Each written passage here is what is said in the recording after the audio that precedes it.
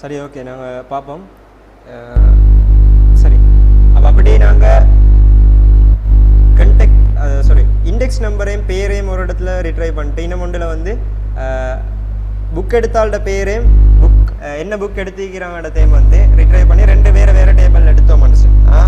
சரி, உதாரணத்துக்கு ஒன்றில் மட்டும்தான் பேர் மாற்றிந்து அப்படின்னு சொன்னால் எங்களுக்கு பார்க்கலும். இண்டெக்ஸோட இருக்கிறதுல ஒரு வேளை பேர் மாறிக்கலும் எங்களோட புக் எடுத்ததில் வந்து பேர் மாறிக்க வாய்ப்பு இல்லை. ஸோ ஒன்றில் அஞ்சனா அப்படின்னு சொல்லிக்கும், அடுத்ததில் வந்து அஞ்சனா செல்வராஜான் அப்படிக்கும். அப்போ எங்களோட டேட்டா வந்து செம்மையாக ஈக்காது, ரைட்? அப்போ அக்யூரேசி இல்லாமல் ஈக்கும். அப்போ எங்களுக்கு டவுட் வரலாம், இந்த ஆளாக புத்தகம் எடுத்த அப்படி என்று பிரச்சனைகள் வர சான்ஸ் ஈக்கி. டேட்டா ரிடண்டன்சி, அதாவது தரவு மறுபதிவாக்கம் நடைபெறுவதால். சரி, அடுத்து வந்து செல்லுபடித்தன்மை. சரி, தரவுத்தளத்தை உருவாக்கும் போது அட்டவணையில் உள்ள புலங்களின் இயல்புகளை தேவைக்கேற்ப மாற்றியமைக்க முடிவதால் தரவுகளை உள்ளீடு செய்யும் போது நிலையிலேயே அவற்றை பரிசோதித்து தரவுகளின் செல்லுபடித்தன்மையை அதிகரிக்க முடியும், வேலிடிட்டி. உதாரணமாக எடுத்துக்கொண்டோம்னு சொன்னால், நான் ஒரு ஃபோன் நம்பரை இன்சர்ட் பண்ணதுக்கான ஒரு ஃபீல்டு வந்து கிரியேட் பண்ணுவேன். அங்கே வந்து இலக்கங்கள் மட்டும்தான் என்டர் பண்ணப்பட வேண்டும், அப்படித்தானே? அது இல்லாமல் அதில் டெக்ஸ்டோ எழுத்துக்களோ வேறு குறியீடுகளோ ஹேஷாய்களோ மெட்டாய் அப்படியான குறியீடுகளோ வந்து அங்கே உள்ளீடு செய்யப்பட இயலாம்.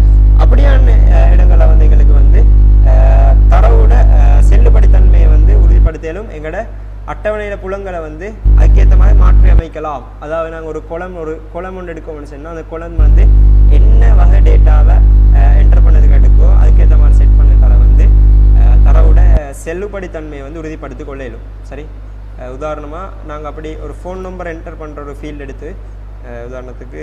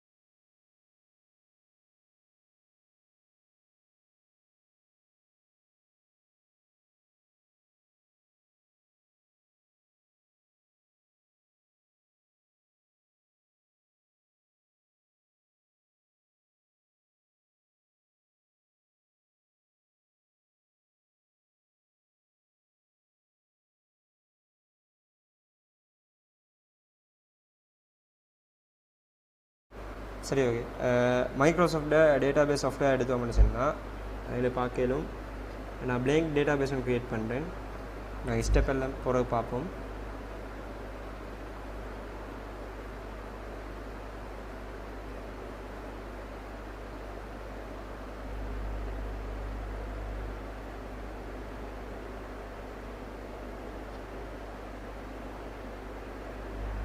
ரைட், இங்கே பார்க்கலும் வந்து ஃபீல்ட் நேம் ஐடின்னு தரப்பட்டிருந்தால் இங்கே எனக்கு ஒரு ஒட்டோ நம்பர் அப்படி தானே அடுத்தடுத்த போக்கில் வந்து நம்பர்கிட்ட வந்து எண் வந்து அதிகரிச்சுட்டு போகணும். அதாவது ஒன்றிருந்தன்னு சொன்னால் அடுத்த ரோக்கு போகக்கூட அடுத்த ஆள்கிட்ட பேர் என்டர் பண்ணக்கூட அது ரெண்டாக மாறணும். ஸோ அதை ஒட்டோ நம்பர் எங்களுக்கு வந்து டேட்டா டைப்பில் கொடுத்து வைக்கலாம்.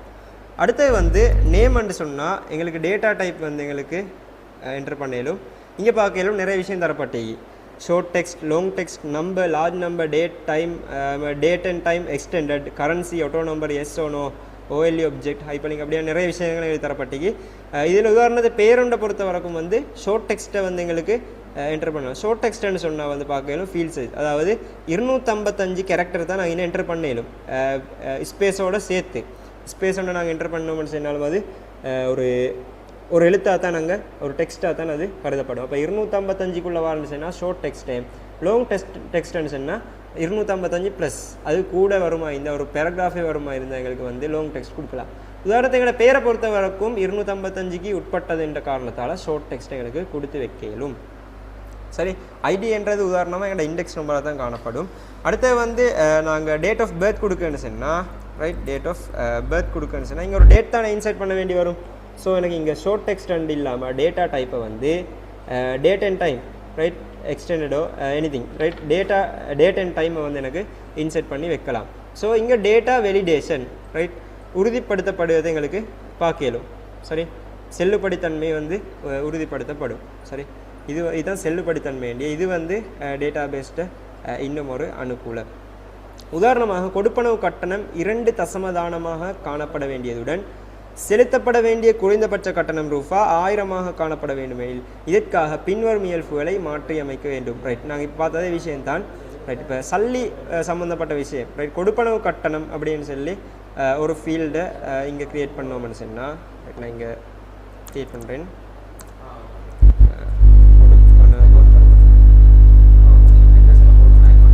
கட்டணம் அப்படின்னு சொல்லி ஒரு ஃபீல்டை போடுறேன். சரி, அப்போ கரன்சியோட சம்மந்தப்பட்ட விஷயம்.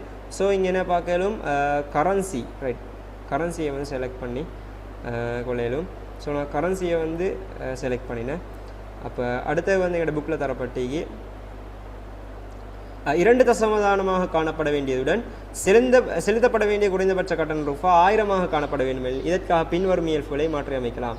இப்போ டெசிமல் பிளேசஸ் எங்களோட தசமதானங்கள் வந்து 2 ஆகிக்கணும். அடுத்த டிஃபால்ட் வேல்யூ வந்து 1000 ஆகிக்கணும். அதாவது 1000 1000 விட கேட்டது அதை விட கூடுதலான ஒரு பெருமை தான் ஈக்கோன்மெண்ட் சொன்னால் இப்படி எங்களுக்கு கொடுக்கலாம். உதாரணத்துக்கு பாருங்கள், கரன்சி லிக்குது. ஓகே, டெசிமல் பிளேசஸ் வந்து ஒட்டோ எங்களுக்கு கொடுக்கல. எங்களுக்கு 2 தசமதானம் தான் வேணும், 2 கூட வரப்படாது. 1000.00 அப்படி தான் வரணும்னு சொன்னால் 2 நீங்கள் என்டர் பண்ணிவிட்டு டிஃபால்ட் வேல்யூ வந்து 1000 அப்படின்னு கொடுக்கலாம். வெலிடேஷன் ரூல் வந்து 1000 அதை விட கிரேட்டர் அதை விட பெரியதாகிக்கணும்னு சொன்னால் சரி 1000 இப்படி என்ன வெலிடேஷனை கொடுத்தோம்னு சொன்னால் அது இல்லாட்டி அதை விட கூட்டின ஒரு பெருமானத்தான் அது எடுக்கும். ரிக்வயர்ட் கட்டாயம் வேணும் அப்படின்னு சொன்னால் எங்களுக்கு வந்து இங்கே எஸ் அப்படின்றத ரிக்வயர்ட் ஃபீல்டில் வந்து கொடுத்து வைக்கலாம். ஓகே, எப்படி கொடுத்தோம்னு சொன்னால் இந்த ஃபீல்டில் நாங்கள் எடுத்தோம்னு சொன்னால் எஸ் ஒட்டோவா 1000 வரும். Right, Ottawa $1000 வந்துக்குது.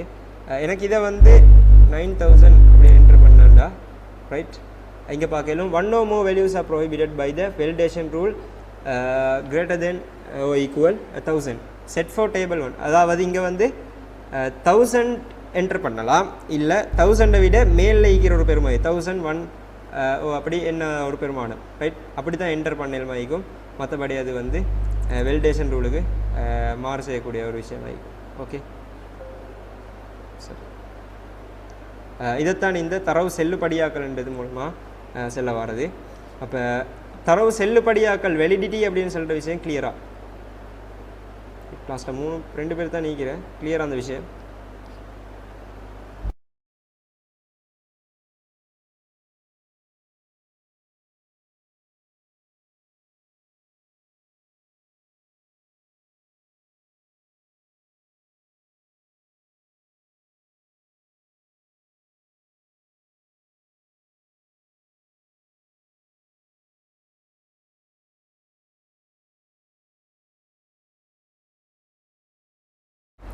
ஓகே, அப்போ அடுத்த விஷயத்துக்கு போவோம்.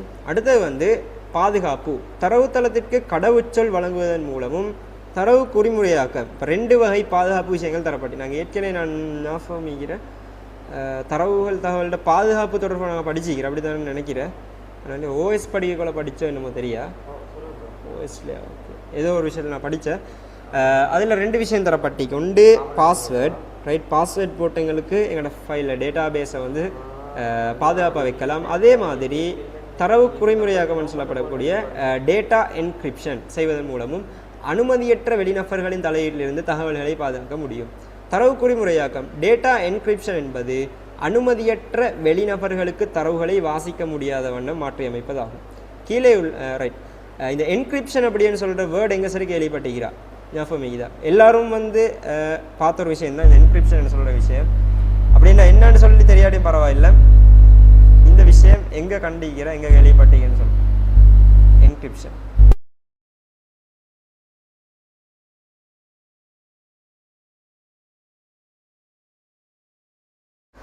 எஸ், நாங்கள் ஓஎஸ் பாடத்தில் படித்தேன். பட் நாங்கள் எப்பவும் யூஸ் பண்ணுற ஒரு அப்ளிகேஷன் சாஃப்ட்வேர் எங்கள் மொபைலில் ஆயிக்கலாம்.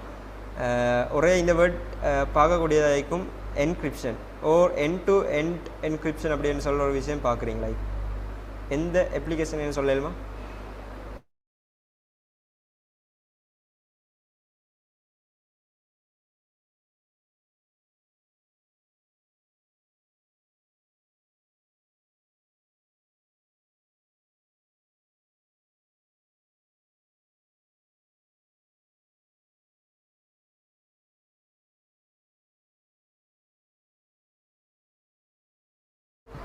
Right, okay. எங்களோட வாட்ஸ்அப்பில் பார்க்கலும் right end to end encryption அப்படின்னு சொல்கிற ஒரு விஷயம் இருக்கிறேன். ரைட், அதாவது எங்களோட தரவுகளில் பாதுகாப்புக்காக வேண்டி தான் இது பயன்படுத்தப்படுற. இப்போ என்கிரிப்ஷன் அப்படின்னு சொன்னால் என்னென்னது வந்து நாங்கள் இப்போ இன் டீட்டெயிலாக பார்க்க போகிறோம். சரி, அப்போ 2 வகை பாதுகாப்பு முறை. ஒன்று பாஸ்வேர்டு. எங்களுக்கு தெரியும் பாஸ்வேர்ட் போட்டால் அது எங்களுக்கு தனித்துவமாக நாங்கள் ஞாபகம் வச்சுப்போம். எங்களால் மட்டும்தான் ஒருத்தருக்கும் தெரியாத வரைக்கும் அதை வந்து பார்க்கக்கூடியதாக எடிட் பண்ணக்கூடியதாக ஈக்கும். சரி, அடுத்து என்கிரிப்ஷன் சொன்னால் நினைப்போம். கீழுள்ள எம்ப்ளாயி டேபிள் ஆனது தரவு குறிமுறையாக்கத்தின் மூலம் வெளிநபர்களுக்கு விளங்கிக் கொள்ள முடியாதது மாற்றப்பட்டுள்ளதை காட்டுகிறது. ரைட், இங்கே பார்க்கலும் ரைட் எம்ப்ளாயிஸ் அப்படின்னு சொல்லி ஒரு டேட்டா டேபிள் தரப்பட்டு. சரி, அதை என்கிரிப்ட் பண்ணின வடிவம் தான் இங்கே. சரி, இங்கே ஒரு என்கிரிப்டட் டேட்டா டேபிள், அதாவது எம்ப்ளாயி டேபிள் அப்படின்னு சில விஷயம் தான் காட்டப்பட்டீங்க. சரி, இந்த என்கிரிப்ஷன் அப்படின்னு சொன்னால் வந்து உதாரணமாக இந்த டேட்டா பேஸில் இங்கே பார்க்கலாம். ரைட், இங்கே 1 2 3 4 5 6 7 8 9 அப்படின்னு சொல்லி தான் என்டர் பண்ணிக்கி.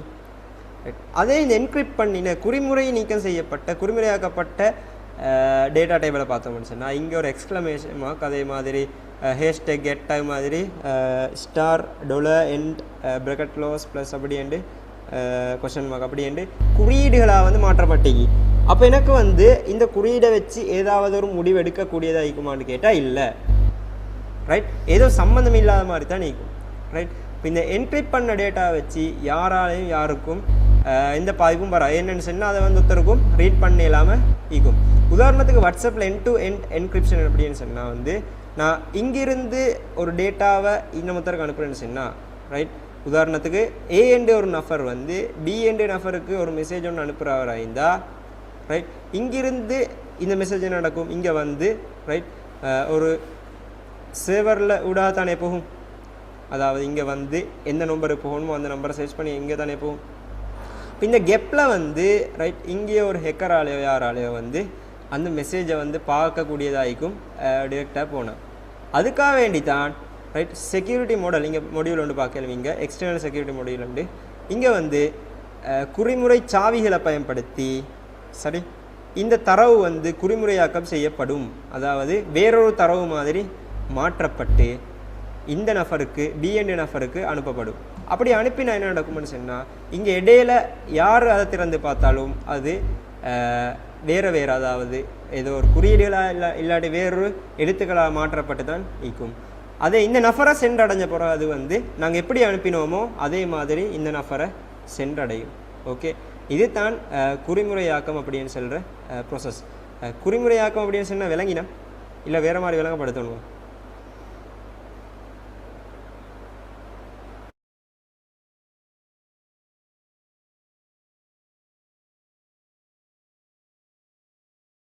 சரி, ஓகே, கிளியராக நினைக்கிறேன். அடுத்ததுக்கு போகிறேன்.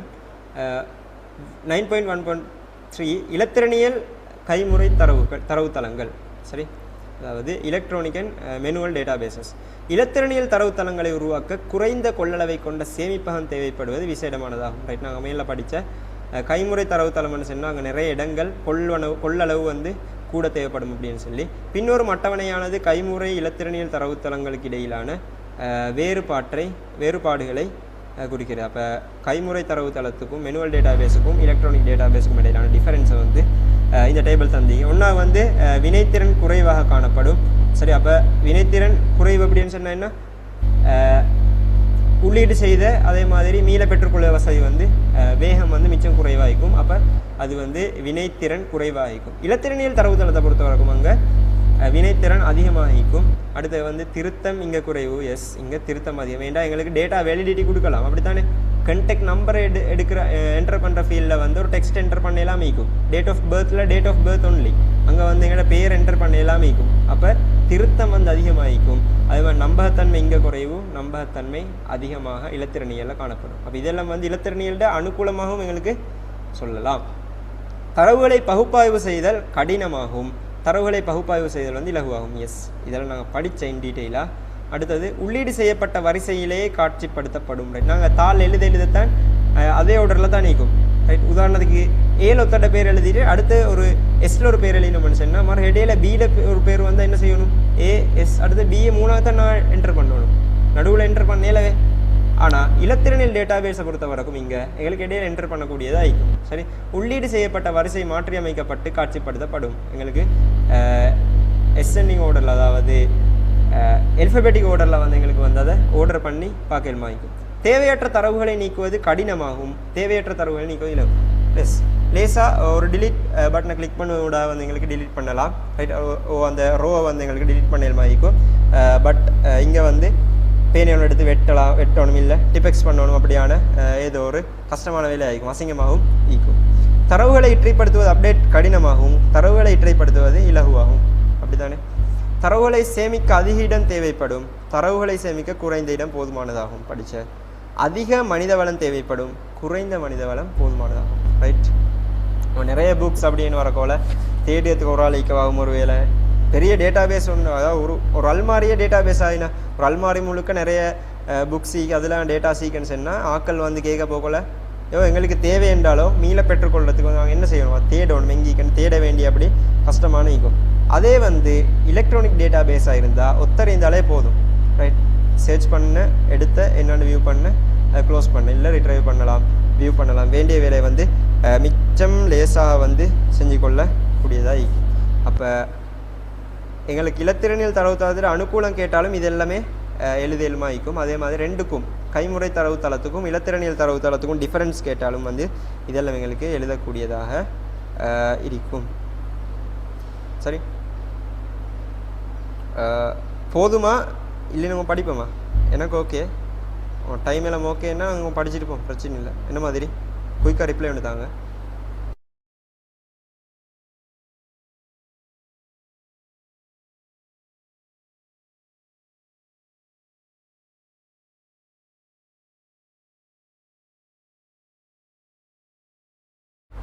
சரி, ஓகே. அடுத்து வந்து 9.1.4 தொடர்பு நிலை தரவுத்தளத்தின் அறிமுகம். ரைட், இப்போ நாங்கள் பார்க்க போகிறோம் ரிலேஷனல் டேட்டா பேஸ், அதாவது தொடர்பு நிலை தரவுத்தளம் அப்படின்னு சொன்னால் என்ன, அதை பற்றின ஒரு அறிமுகம் வந்து நாங்கள் ஓகே படிப்போம், பார்க்க போகிறேன்.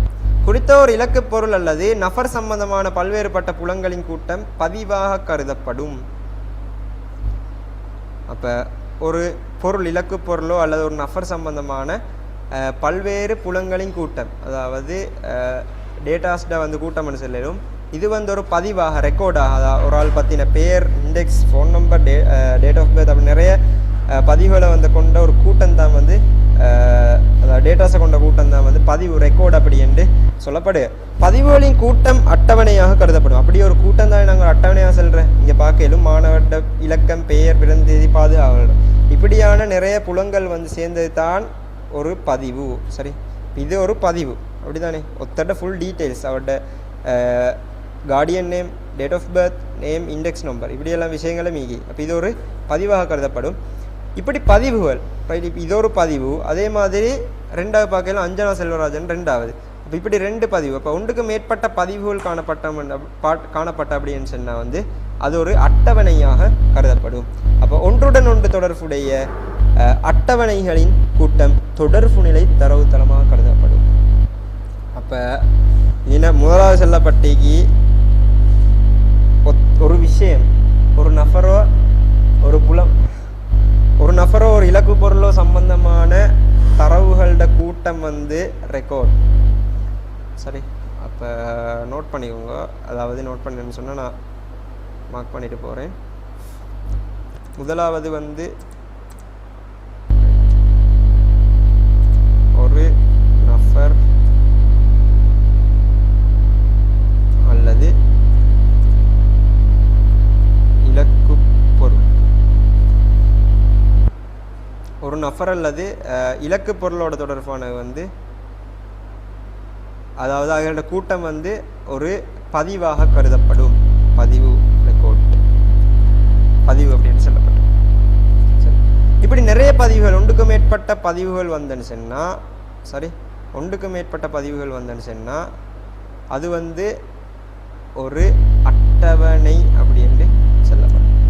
மூணாவது ஸ்டெப். சரி, அப்போ அது மாதிரி அட்டவணைகள் வந்து ஒன்றோடு ஒன்று தொடர்பட்ட, ரைட், தொடர்பாகிக்கிற 2-3 அட்டவணை, ஒன்றுக்கு மேற்பட்ட அட்டவணை, ஒன்றுக்கு தொடர்புன்னு சொன்னாவே ஒன்றுக்கு மேலிக்கணும் தானே. அப்போ அப்படி ஒன்றுக்கு மேற்பட்ட அட்டவணைகள் வந்தால் தொடர்பிக்கிறதா இருந்தால் வந்து ஒரு தொடர்பு நிலை தரவுத்தளம் அப்படி என்று சொல்லப்படுது. சரி, இந்த ஓர்டருக்கு தான் இந்த விஷயம் வர.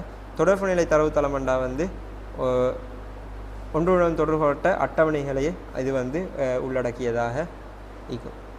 அதுதான் ஒரு தொடர்பு நிலை தரவுத்தளம் உருவாகிற மாதிரி. சரி, லெட்ஸ் இங்கே பார்க்கலும் புலங்கள் காணப்படுக. அதாவது ஒரு நபர் அல்ல இலக்கு பொருள் தொடர்பான புலங்கள், மாணவர் இலக்கம், மாணவர் பெயர், பிறந்த தேதி, பாதுகாவலர் அப்படின்னு சொல்லி பதில், ரைட், ஒத்தட பதிவு இங்கே தரப்பட்டீங்க. சரி, அது மாதிரி 2 பதிவு வந்தோடனே இது ஒரு அட்டவணையாக கருதப்படுக. ரைட், இதெல்லாம் ஒரு பிறந்த தேதி ஒரு பதிவு, பாதுகாவல் பெயர் ஒரு பதிவு, இதெல்லாம் சேர்ந்து வந்த ஒரு அட்டவணையாக கருதப்படுக. சரி, இந்த அட்டவணைகள் வந்து 2ஓடு 1 தொடர்பட்டா, சரி, இங்கே பார்க்கலும் இந்த மாணவர் இலக்கம் வந்து இந்த இடத்துல இந்த அட்டவணையோட தொடர்பட்டீங்க. இது ஒரு அட்டவணை, சரி, இது ஒரு அட்டவணை, இது ஒரு அட்டவணை. பார்க்கணும் ரெண்டும் வந்து மாணவர் இலக்கம் விஷயத்தால் ஒன்றோடு 1 தொடர்பட்டீங்க. ரைட், ஆகவே இதை வந்து எங்களுக்கு 2ஓட தொடர்பட்டிக்கிறதால தொடர்பு நிலை தரவுத்தளம் அப்படி என்று சொல்லலும். ரைட், எஸ் இங்கே போட்டிங்க. இது அதே ஓர்டர் தான் நான் உங்களுக்கு டைப் பண்ணது. புலம் 1, புலம் 2, புலம் 3 அப்படியே நிறைய ஃபீல்ட்ஸை கொண்டு ஒரு பதிவு, ஃபீல்ட்ஸுக்குள்ள எங்களுக்கு பதிவுகள் உருவாக்கல் தானே பதிவு. அப்போ 1, 2, 3 அப்படின்னு ஒன்றுக்கு மேற்பட்ட பதிவுகள் வந்தால் ஒரு அட்டவணை. எத்தனை நோட் பண்ண ரெடி ஆகிங்க அட்டவணை வரும். அப்போ ஒன்றுக்கு மேற்பட்ட அட்டவணைகள் தொடர்புடையதாக காணப்பட்டா, ரைட், வேறு டேபிள்ஸ் வந்தால் ரிலேஷனல் டேட்டா பேஸ் அல்ல, தொடர்புடைய ஒன்றுக்கு மேற்பட்ட அட்டவணைகள் வந்தால் அது வந்து தொடர்பு நிலை தரவுத்தளம் அப்படின்னு சொல்லப்படும்.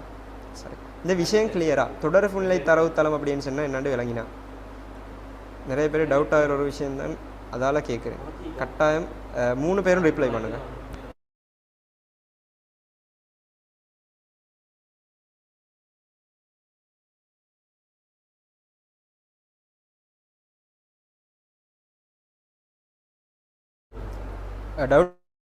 டவுட் இருந்தால் கேளுங்க, கிளியர் பண்ணுறேண்ணா, பிரச்சனை இல்லை.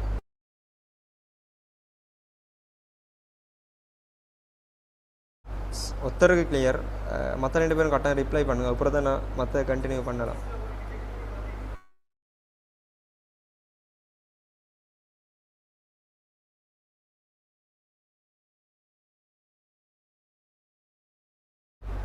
S, clear. ஓகே, சரி, ரைட். உதாரணத்துக்கு போவோம்.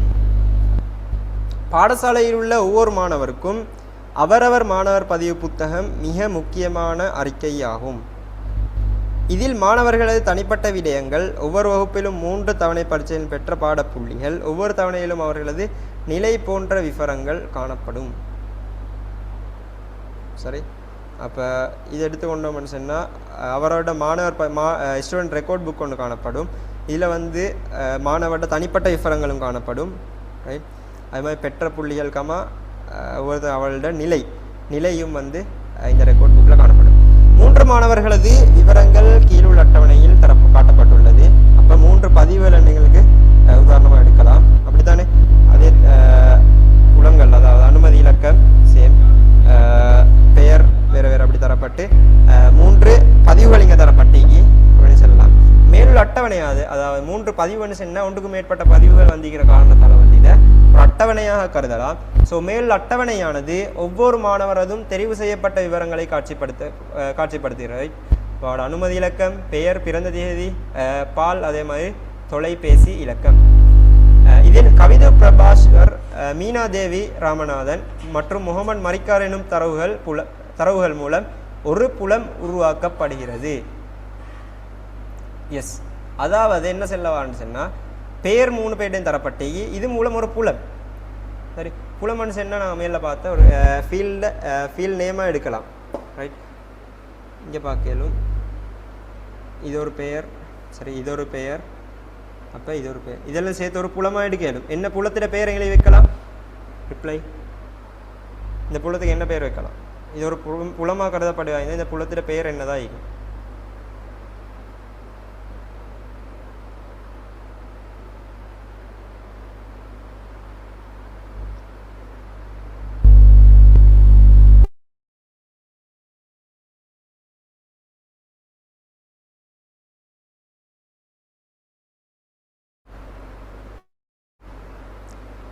விளங்கினா ஆன்சர் பண்ணலும்.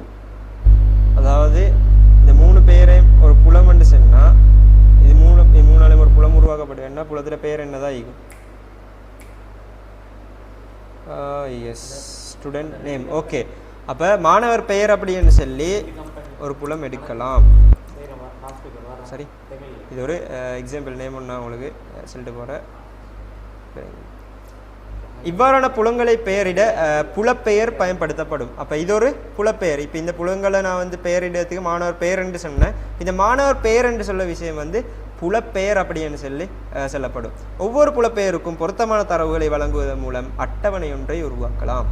ரைட், அனுமதி இலக்கம் என்ற புலப்பெயரில் வந்து அனுமதி இலக்கம் மட்டும் ஈகும். அது மாதிரி பெயரில் வந்து பார்க்கலும் பெயர், அது மாணவர் பெயரோ எனிதிங் எல்லாம் ஓகே. பெயரில் வந்து பெயர் மட்டும்தான் நீக்கும். அடுத்த பிறந்த தேதி, பால், அதே மாதிரி தொலைபேசி இலக்கம். அப்போ இப்படி புலப்பெயருக்கு பொருத்தமான தரவுகள் நாங்கள் அதில் என்டர் பண்ணுவோமா இருந்தால் அது மூலம் எங்களுக்கு வந்து ஒரு டேபிளை உருவாக்கி கொள்ள எளிமைக்கும். அட்டவணை ஒன்றில் நிரல்கள் மூலம் புலங்கள் காட்சிப்படுத்தப்படும். புலம் என்று சொன்னால் என்ன? நிரல்கள் மூலம் தான் அந்த புலங்கள் காட்சிப்படுத்தப்படும். உதாரணமாக வந்து பார்க்கலும். ரைட், இது நேம் அப்படின்னு சொன்னால் ரைட், இந்த புலத்தை ஊடாக வந்து அதாவது இந்த நிரலூடாக வந்து இந்த நேம் என்ற புலம் வந்து இப்போ இந்த நிரல் தானே, நிரல்னு சொன்னால் எங்களுக்கு தெரியும் மேலேருந்து, அதாவது நிலைக்குத்தாக காணப்படுது. இங்கே கீழே வரதெல்லாம் வந்து ஒவ்வொருத்தடையும் பேராகத்தான் நீக்கும். அப்போ எஸ், நிரல்கள் மூலம் வந்து எங்களோட புலங்களோட பெயர்கள் வந்து காட்சிப்படுத்தப்படக்கூடியதாகும். மேல் அட்டவணையில் 5 புலங்கள் காணப்படுகின்றன. அப்படி தானே 5 நிரல்கள் இங்கே காணப்படும். இது ஒரு நிரல், இது ஒரு நிரல், ரைட், இது ஒரு நிரல், இது ஒரு நிரல், அதே மாதிரி 5. ஸோ 5 நிரல்கள் காணப்படுக. ஆகவே இங்கே வந்து 5 புலங்கள் காணப்படு அப்படின்னு சொல்லலும். அனுமதி இலக்கம், மாணவர் பெயர், பிறந்த தேதி, பால் மற்றும் தொலைபேசி இலக்கம் ஆகியனவே அவையாகும். புலங்கள் அனைத்தினதும் சேர்மானம் மூலம் பதிவுகள் உருவாக்கப்படும். அப்போ புலங்கள் அனைத்திலையும் சேர்மானம் மூலம் தான் இந்த பதிவுகள் உருவாக்கப்படுக. எப்படின்னு பார்த்தோம்னு சொன்னால் இந்த புலங்களுக்குள்ள நாங்கள் டேட்டா என்டர் பண்ணி ரைட், அப்போ இது ஒரு பதிவாக கருதப்படும். இந்த புலங்களோட சேர்மானம் தானே, அதாவது அனுமதி இலக்கம், பெயர், பிறந்த தேதி, பால், தொலைபேசி இலக்கம், இந்த 5 விஷயத்தை இன்செர்ட் பண்ணால் தான் இது ஒரு பதிவாக ரெக்கார்டாக எடுக்கப்படும். அப்போ அது மாதிரி நிறைய விஷயங்களோட இருந்து பதிவுகளாக காணப்படும். அப்போ இந்த பதிவுகள் எல்லாம் உள்ளுக்கு வந்தால் தான் அது ஒரு டேபிள். சரி, அப்போ இதற்கமைய மேல் அட்டவணையில் 3 பதிவுகள் காணப்படுகின்றன. எஸ், கவிதா பிரபாஸ்வர், மீனா தேவி ராமநாதன், முகமது மரிக்கார் 3 பேர்ல பதிவுகள் வந்து இங்கே காணப்படுது. தரவுகளை கொண்ட அட்டவணை ஒன்றின் ஒரு பகுதி கீழே காட்டப்பட்டுள்ளது. இங்கே குறிப்பிட்டு காட்டி புலப்பெயர் ஃபீல்ட் நேம்ஸ் அப்படின்னு சொல்லி மாணவர் இலக்கம், முழு பெயர், பிறந்த தேதி, பால், தொலைபேசி. ரைட், நிலைக்குத்தாக காட்டப்பட்டு இந்த ரெட் புக்ஸால் காட்டப்பட்டு இது ஒரு கொலம். அது மாதிரி தான் இங்கே பார்க்கலும் இது ஒரு கொலம். அப்படி தானே இந்த பால் அப்படின்னு சொல்லி இந்த செட் வந்து ஒரு கொலம், இது ஒரு கொலம். அதே மாதிரி இது ஒரு கொலம், பிறந்த தேதி ஒரு கொலம், முழு பெயர் ஒரு கொலம், மாணவர் இலக்கம், அப்படி வந்து 5 கொலங்கள் காணப்படுக. அதுக்குள்ள என்டர் பண்ணி டேட்டாஸை பார்க்கலும். அதாவது புலங்களுக்குள்ள என்டர் பண்ணி ஒரு செட் ஆஃப் டேட்டா தான் ரெக்கார்ட் பதிவு அப்படின்னு சொல்லப்படுக. அடுத்து வந்து நிறைய எங்களுக்கு தெரியும் கிடையாக காணப்படுகிறது. சரி, இங்கு மாணவர் பெயர், பிறந்த தேதி, பால் மற்றும் தொலைபேசி இலக்கம் போன்ற தரவுகள் மீண்டும் பதிவு செய்யப்பட வாய்ப்புண்டு. ஆனால் அனுமதி இலக்கம் எனும் புலத்தில் பதிவு செய்யப்பட்ட தரவானது மீண்டும் பதிவு செய்யப்பட முடியாது. எனவே அனுமதி இலக்கத்தின் மூலம் பதிவு ஒன்றை தனித்துவமாக பயன்படுத்த முடியும். ரைட், அப்படித்தானே? மாணவர் இலக்கம் என்று சொல்ல நான் ஆல்ரெடி சொன்ன மாதிரி யூனிக்கானது. அதை வந்து இன்னமொத்தருக்கு என்டர் பண்ணலாம். சரி, ஒரே வேளை இதே பேரில் 2 பேர் வரலாம். முகமது மரிக்கார் இன்னமொத்தர் ஈக்கலாம், வேறொத்தர் ஆகிக்கும். ஆனால் அவருக்கான மாணவர் இலக்கம் டிஃபரெண்டாக தான் நீக்கும் வைப்போம். அப்படித்தானே? அப்போ மாணவர் இலக்கம் மூலமாக வந்து தனித்துவமாக இனம் காட்டப்படையிலும். ஸோ மாணவர் இலக்கம் என்று சொல்வது வந்து ஒரு தனித்துவமான விஷயம். கீழுள்ள தொடர்நிலை அட்டவணைகள் மூலம் அஞ்சனா செல்வராஜா பெற்ற புத்தகங்களின் விவரம் காட்சிப்படுத்தப்படுகிறது.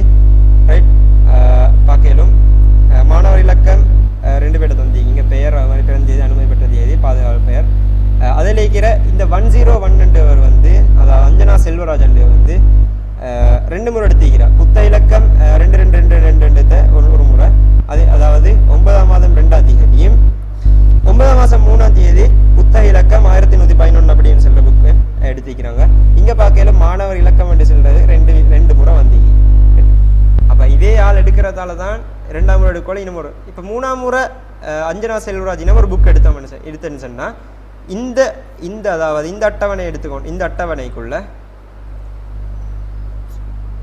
சரி, இந்த அட்டவணைக்குள்ள இன்னமொரு பதிவு ரெக்கார்ட் வந்து அதில் 101 மாணவர் இலக்கம் வந்து புத்தக இலக்கம். ரைட், உதாரணத்துக்கு 3333 333 அப்படி என்று இங்கே வந்து பெறப்பட்ட தேதி, ஒப்படைக்க வேண்டிய தேதி வந்து என்டர் ஆகும். ஓகே, இந்த விஷயம் கிளியரா? அதாவது பதிவண்டா என்ன, புலமண்டு சென்னா என்ன அப்படின்ற விஷயம் கிளியரா?